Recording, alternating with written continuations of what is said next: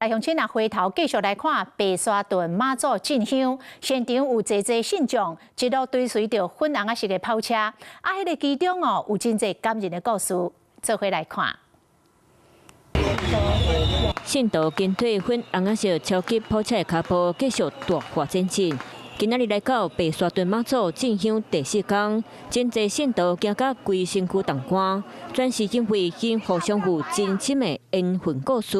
在長庚醫院已經要插管了，進出出差不多5次，跪着跟媽祖要求。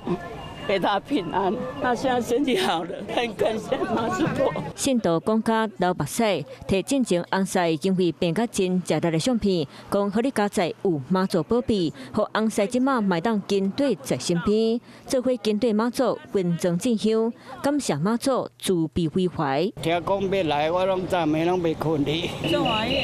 粉紅色超級跑車第一源頭請到第2源尾。大人囡仔、少年仔攏有來到熱烈。爸爸是現在他腳不能走路了，他雙腳萎縮了。媽媽之前會到白沙屯迎接媽祖，現在年紀比較大了，而且爸爸這樣不方便，來這邊弄給他祈福啊。信徒真好心，塞坐輪椅的爸爸，帶伊來看粉紅色的超級跑車。雖然爸爸有血壓，不過代代傳統袂當失去。希望媽祖保庇爸爸身體勇健，同款期待媽祖保庇的各有因。香燈卡佇柑仔色的布畫，拍影白紙幫，打115年會考祝賀會記。原來這是雲林好尾私立楊子中學的校長，希望囡仔佇咧考試考高分。國3學生也要會考了，所以藉由這次機會，就是帶着我們的學生的准考證，然後走一段路，也希望說為我們的學生祈福，他們的會考成績能夠旗開得勝。